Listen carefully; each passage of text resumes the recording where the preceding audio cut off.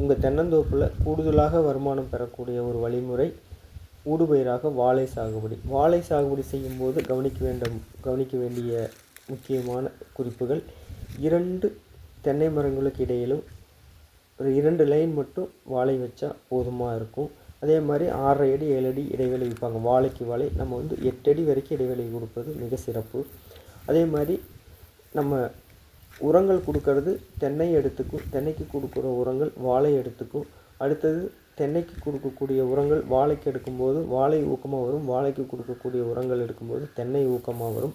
அதே மாதிரி இந்த மட்டை பழுத்து இருக்கிறது, மஞ்சள் பழுப்பு நிறம் குறையும். போதிய அளவு 45 நாள் இடைவெளியில் நம்ம வாழைக்கு உரங்கள் எதுவும் கொடுத்துட்டே இருக்கும்போது தென்னை ஆரோக்கியமாக வளரும். அதே மாதிரி காய்ப்பு திறன் அதிகரிக்கும். நிறைய நம்ம கண்கூட பார்த்துருக்குறோம். இந்த மாதிரி ஊடுபயிராக வாழை சாகுபடி பண்ணுறது. அதே மாதிரி தென்னைக்கு உரங்கள் வேண்டும். வாழை சாகுபடியில் உங்களுக்கு தேவையான கடல் பாசி உரங்கள் அல்லது சூடோமோனாஸ், ட்ரைகோடர்மா மாதிரி தகவல்கள் எது தேவைனாலும் நீங்கள் மேலே தெரிகிற கான்டாக்ட் நம்பர் கான்டாக்ட் பண்ணலாம். நம்ம சேனலில் ஃபாலோ பண்ணுங்கள், சப்ஸ்கிரைப் பண்ணுங்கள். நன்றி.